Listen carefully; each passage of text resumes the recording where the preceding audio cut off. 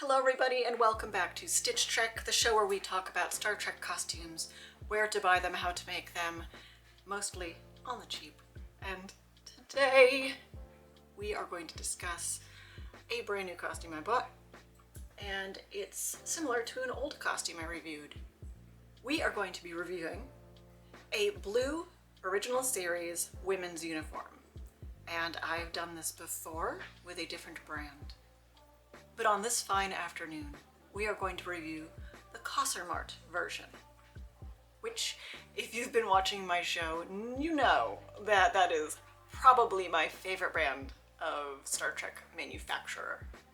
This is a purchase from Wish. I got it for $21.53. A strange price, really? Why the 3 cents?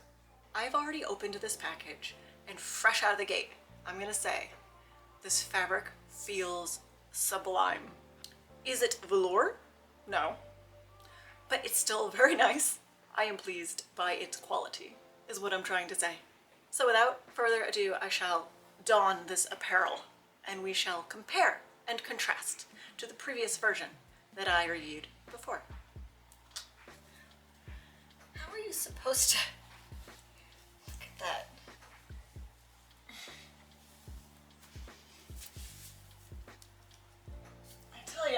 You better be flexible or have a friend.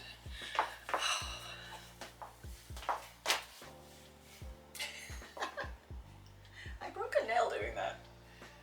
This is the new version that I found online, and it came in the standard Mart witch bag and had the lovely little Mart mascot.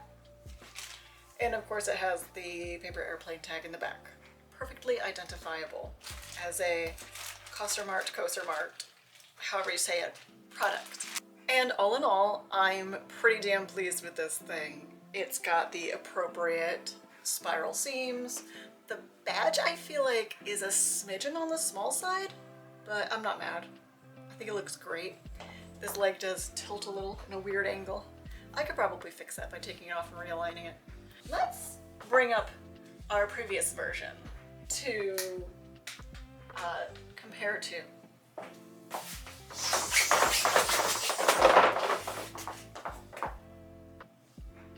This version has this sort of rough, waffled texture to the fabric, which is not bad.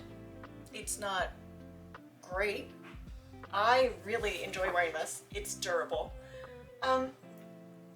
But this is just so nice and smooth and stretchy. I kind of prefer the feel of this just wearing it.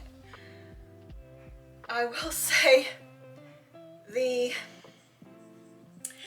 both have pros and cons. I am gonna have a really hard time picking a favorite, and maybe I can't, because what they get right is really good and what they get wrong is really silly, to the point that they're both good and bad to the same degree. I know. Ignore the badge. I replaced the badge. The badge was very cheap. That was a negative for this one. It was like this, stitched embroidery. Oh, can you see that? Like this. It was like this one, stitched embroidery, but it was very rough. It was not great. This one is a replacement.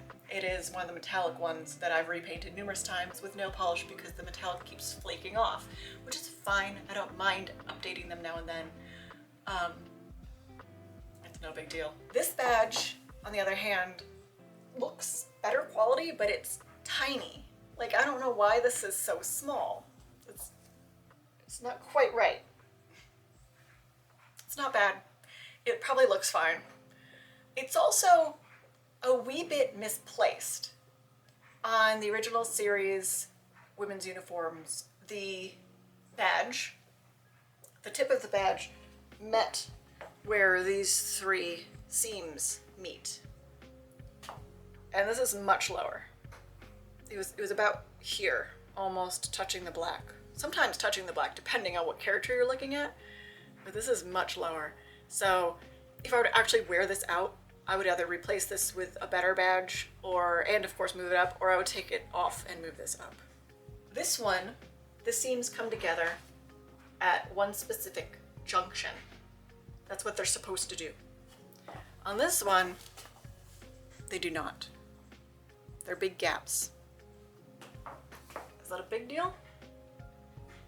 Maybe not to you. Maybe it is to you. At which point, this one's not quite right. The necklines are wrong on them both. On the original series women's uniform, this kind of stands out, like thus. Neither of these got it right, so no points to either for that. However, this is much too narrow. Though it is lying flat, this is much wider, so if this were standing up, this would probably be the better of the two, just for thickness of the black. How you get into these. This one has a zipper on this side, on the side seam. This one has a zipper here, on that seam. This one's much easier to get into, just because it's so easy to reach. This one is a pain in the butt. On the other hand, this version has a seam that goes around the shoulder. In the original series, that's not there. This one is actually much more authentic in terms of the way they cut the pieces of fabric. The seam is down the top of the arm and underneath the arm. This piece of fabric is all one piece. Let's move down this uniform. Let's review these rank stripes. These rank stripes are much more accurate. It actually only comes with one, but you can buy more on eBay, which I did, and I gave myself a higher rank. This one, however, really? This though? This cheap nonsense? This stuff that you can buy, like, anywhere. I've purchased this at the dollar store. No, I don't like this. Not on a uniform. Like if you're making a bag that's supposed to be slightly Star Trek themed or something like that, sure, but not on a uniform. I'm not into this. Let's look a little further down this dress. Length. This is how short a Star Trek TOS uniform is supposed to be. It's really supposed to end kind of right under your butt cheeks. This is pretty short. This is actually Catholic schoolgirl length. Like this would be okay because it goes to the tips of my fingers. That's too long, frankly. That's too long. That is not regulation length. In fact, what episode did I just watch? Dagger of the Mind. One of the characters in Dagger of the Mind, you can just see her underwear. That skirt is so short. And that was fine. It may be a little fan service, but also like, go girl, freedom. Dress how you want. So the fact that this is so modest is kind of weird to me. If you want a longer skirt, if you don't want to show that much, if you want to be able to just bend over and pick something up without doing the curtsy, buy this. Like no one's gonna care. Dress how you want and how you feel comfortable. But if you want something more authentically lengthed, this might be a better version for you. Or of course you could just take this up and it would be easy. It would be very easy. I'm gonna say they both have the flaps as they're supposed to, front and back. So in that respect, they are both pretty good costumes. I'm just like, why is it so long? All in all, I'm having a very hard time picking a favorite. Yeah, I don't have a favorite. I don't have a favorite. So I guess it's up to you to decide which flaws you're willing to put up with. If you don't like that this seam is wrong, don't wear it. Buy this one instead. But if you don't like that this skirt is too long, wear this one instead. If this makes you mad, wear that one instead. If you have more questions about this uniform, feel free to watch my previous video about it. It was one of the very first ones I made. In fact, it might have been the first video I made. I will put a link to this cute little item below. Please tell me which one your favorite is. I am very curious as to what you would recommend. And if you haven't already, please subscribe to this channel. It would mean a lot to me. Like it, share it. I'm really just here to inspire you to be creative and inspire you to get a costume on, because isn't it fun? But thank you for joining me in this silly, tiny corner of the internet where we talk about Star Trek costumes. A weird place to be, really. Live long and prosper, everybody.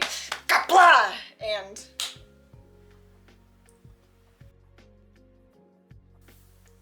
does this mean I can move my laundry over?